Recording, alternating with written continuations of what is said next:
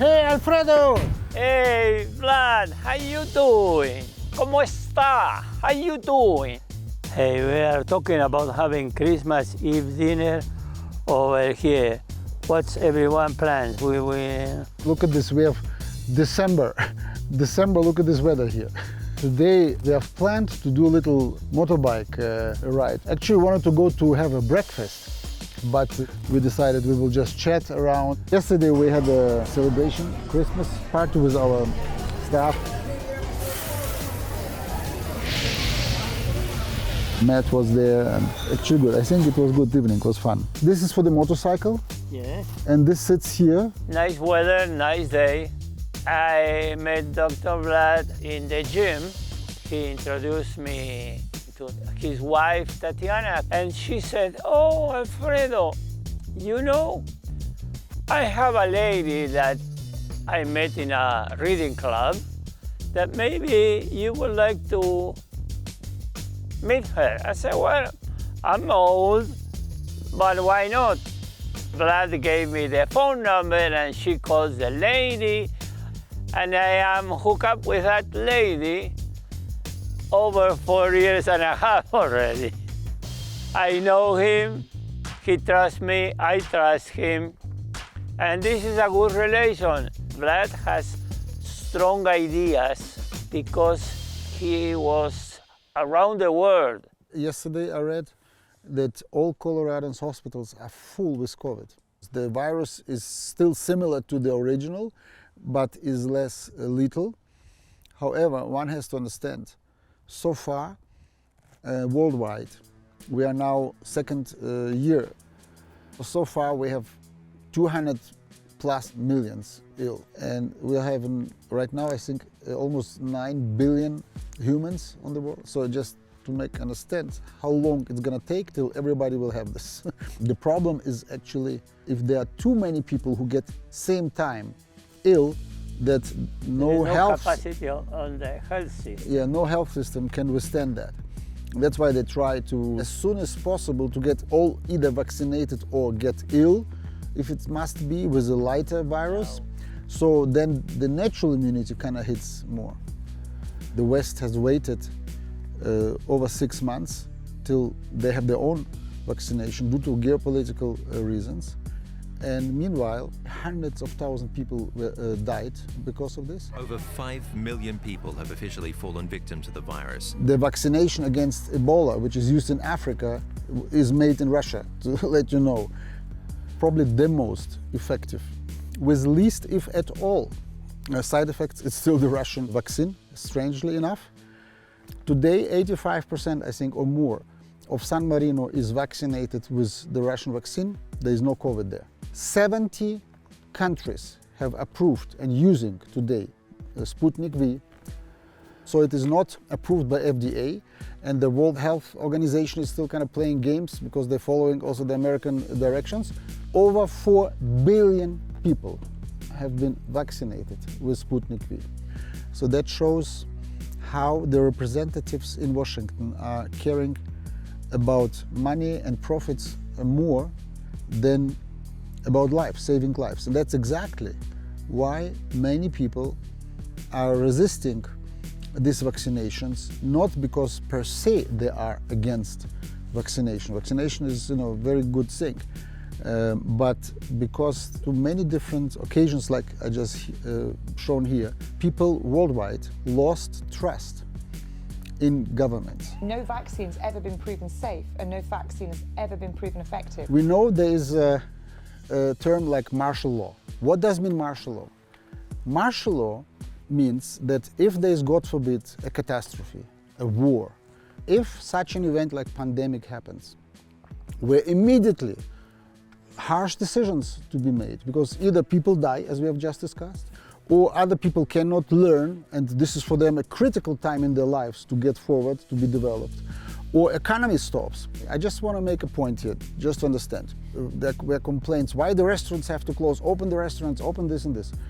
The idea is, if we want to stop this progression of this illness very fast, so the health systems cannot follow, then we have to shut off those parts of economy which are very much contributing to infection spread, you can ask, okay, what is more essential? Me able to go to a movie tomorrow or to sit in a restaurant, or we shut off the energy supply, electricity for the city, or other essential services, water and so forth, or military and so forth. So basically we have to understand that in order to be able to survive in this environment here right now, we have to have critical services provided. The decisions many times that the politicians they do, the effect of the decision goes to a minority, not a majority. When they do it to a majority of people, it's also a kind of propaganda we have them. I agree with you, and that's what I told before. In the past, we have seen many times where politicians, where mass media is lying to us. I have to say, my decision to switch off the American TV, after about 6 months I immigrated here and came here 20 years ago. It was based on the fact that I understood they're lying. They're lying to me when they say we go to war against Iraq because of these weapons of mass destruction, and then suddenly they didn't find any and no one was suddenly responsible for this. Hundreds of thousands of people died. Another example, they invaded Afghanistan. 95% of all terrorists who committed September 11 were Saudi Arabians. Saudi Arabians. They invaded Afghanistan. Question why? So then, each day, since 20 years they were there, just pulled out a couple months ago, fled, the scene, in bizarre, kind of unorganized way, terrible to look at. Each day, they have spent $310 million in Afghanistan, you have to understand. Each day for 20 years, they have fed this military machine they have built here up with approximately $310 million each day. What good could have been done in this country, worldwide, to fight problems? More than 500,000 Americans are homeless on any given night. Weather, we've seen the catastrophes just a couple of days ago in Kentucky, in this. And these idiots in Washington, instead of taking care of these problems, and they have the privilege to print money at the cost of the whole world. They're using the dollar printing machine. And that's good that they are able to have a nice life in America. That's not the question. Everybody will do it if they have the option to do it.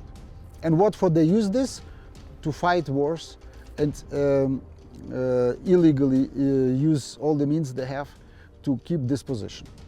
However, the Washington elite have to understand, it is not depending on their wishes anymore. This time has ended now due to military advances now Russia and China made. And the Americans, and I see it as a common civilization, the European and the Western European and the American civilization, they have lost the military means to force upon other countries their good and bad politics. We're facing a man-made disaster of global scale. If not our children, our grandchildren will live in a completely different world. 70% of world population is located within 3,000-4,000 kilometers around China. And this is where the economy is going to be the dominant force in the world, and this is exactly where the future of the world will be created. Wires are linked to the heating element, and the element is fixed to the plate. But the point is that the Enlightenment, the idea of human rights, once it was taken up by people who have resisted slavery idea, this all shows the drive of people to protect their human rights.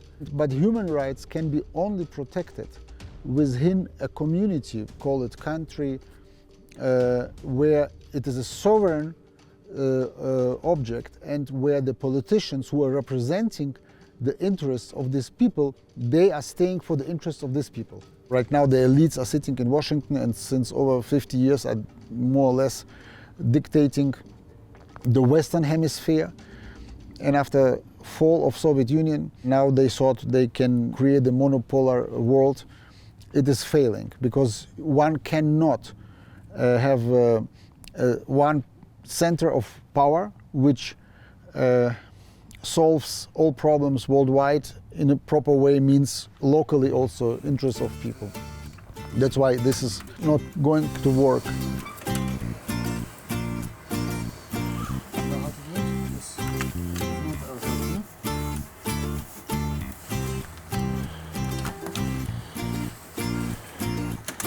We're gonna take my motorcycle, the Ural, and we make now a couple rounds here around.